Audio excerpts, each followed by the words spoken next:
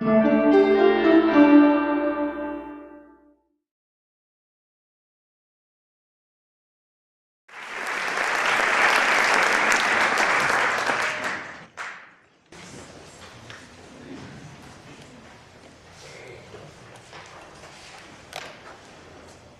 is truly an honor to be back on campus to speak at this great event. Thank you for having me. Congratulations, first to the students and second to the faculty, staff, friends and families that play supporting roles. You all make me very proud to have graduated from this great school. Just 5 years ago, I was sitting where you are, at a similar awards banquet. I'm embarrassed to say that I don't remember much, not even the speaker's name or message, but I do remember one thing very well. I worked really hard, just as you all have, and I made the top 10, along with 9 of my female classmates. I stood close to the middle as the 10 of us smiled for pictures in front of this stage. Soon after I returned to my seat and sat down, I heard someone from the row behind me whisper to their neighbor, "That looked like a scene from The Bachelor." It's funny what you remember. The truth is, if you went back and polled the students in this space 5 years ago, including myself, I would probably be listed as one of the least likely people to be standing here tonight. I could be painfully shy, and believe it or not, I've always been afraid of speaking to large groups. So thank you all for helping me conquer that fear head on tonight. A lot can change in 5 years. As a sophomore in college, I decided to write a book, and I've passionately dedicated a huge part of the last 3 years of my life to the project. Including input from dozens of our peers, I am extremely proud of the resource that we have created for our generation. I also could not be more excited to share pieces of it with you here tonight. Before I share a simple 3-step recipe for personal growth throughout what may be your most turbulent years, let me share a personal story about jumping ship. After TA, I went to Maine Maritime Academy, a small college on a peninsula near the beautiful Penobscot Bay. On a brisk September morning, at the end of orientation week, my freshman classmates and I left the warmth of the dorm and hurried down the hill to the waterfront. We formed lines on the dock beside the Academy's massive 500-foot training ship, and soon marched up the gangway, collecting again on the stern of the ship. This is where things got really interesting. My stomach flipped as I watched the classmate ahead of me in line disappear, his sudden absence echoed by a loud splash and applause from the crowd gathered on the beach. Following his lead, I carefully navigated the few steps to the platform resting on the ship's rail. With a decisive step off the edge, the unnerving feeling of free fall left only an instant after I noticed it, as I made my own splash. Surfacing and taking a much-anticipated big gulp of air, my muscles cramped up in the freezing water as I struggled back to the shore like an injured seal. Your next experience after TA may not mark the transition as literally as MMA does with the ship jump tradition, but you're undoubtedly on the verge of great change. The magnitude of the departure is amplified because it's not limited to the academic realm. Students are most likely placed into entirely new living environments and different social systems for the very first time. Some form of a jump will be experienced, and whether graceful or awkward, you will survive. Know that you may have to do things that are outside of your comfort zone. Yet, take comfort in the fact that your peers are going through many of the same issues. See the people around you there to support you.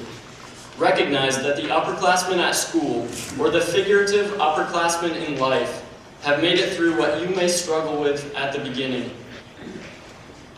Finally, maintain faith that what you're doing today will help you get to where you want to be tomorrow. Jumping ship is just part of the process. The second step is to survive the pre-life crisis. Place a Scantron sheet on my desk and I knew which bubbles to fill in. Present an essay topic and the content would automatically begin to organize. Like most of you, I had the answers in the classroom. But for the first time, it felt like my life depended on answering a simple question that had me utterly stumped. What next? I was experiencing a pre-life crisis.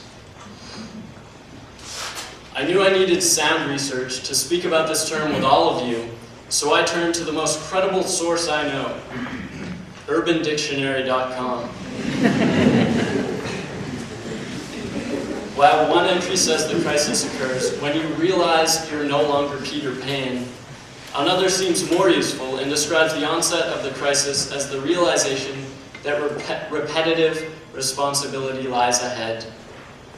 Striking anywhere from high school to a few years after college, the term pre-life really just means that it feels like the bulk of your life is still ahead of you. Probably the biggest factor in the pre-life crisis is the feeling that you're not sure what to do. Like many of your classmates, maybe you're not sure where to go for TA or what to focus on. To this point, well-meaning speakers normally say, just follow your passion. And that is great advice if you know what your passion is. Otherwise, it can be a bit insulting. While I'm not even sure I've completely overcome my own pre-life crisis yet, I do know this. The answers to your questions aren't going to fall into your lap, no matter how long you sit under that fig tree like Siddhartha. Enthusiastic action is the only prescription for those feeling directionless. Try as many different internships as you can, start your own exciting projects, and volunteer for a variety of causes. The life-saving discoveries of direction, passion, and purpose are simply the byproducts of action. Action that is not reserved for tomorrow, but demanded by today. The third step is to feel uncomfortable. Now, you're probably thinking this will happen naturally. And don't worry, it definitely will. But you're not off the hook yet. As humans, we naturally gravitate toward the path of least resistance. Marketers have also misled our expectations, with this sleazy promise of simple, free, and easy. This powerful combination of natural and cultural forces has firmly set comfort as our default goal. We create routines, build up walls, decline opportunities, and even befriend certain people, all to feel more comfortable. However, it's no coincidence that the path of least resistance is also often the least rewarding. So don't let comfort be the ultimate goal in your life, at least not right now, because comfort is the enemy of growth. Think of discomfort as a growing pain, a sign that you're improving yourself. Seeking discomfort is like working out and tearing your muscles to allow them to grow stronger. Yes, it can be unpleasant, but if you learn to see the long-term benefits of the process, you'll begin to crave that feeling. Maybe it's stepping up to lead your athletic team, branching out socially, or performing at next year's TA's Got Talent. Whatever it is, the further outside of your comfort zone that you're willing to step, the more you'll grow.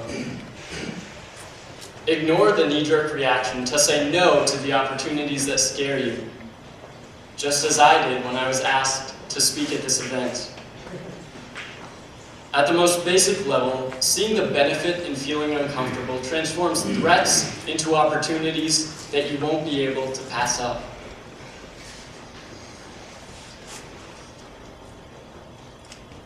I urge you to see the support around you as you jump ship. I urge you to take action to survive the pre-life crisis. And I urge you to say yes to the discomfort that will push you to grow. Before I wrap up, I need to define the popular acronym YOLO.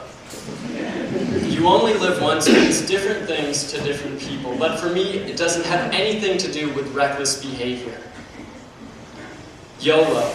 It means you need to take action today, because every day, hour, minute, and even second you wait reduces the ultimate impact you can have on the world.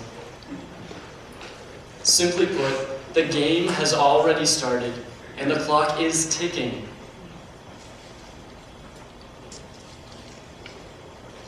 In a figurative sense, we're all writing our own books, so I'll leave you with a simple question that demands a definitive answer.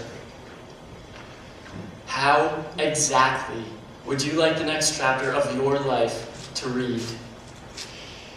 It all starts with a decision, and the best part is that it is your decision to make.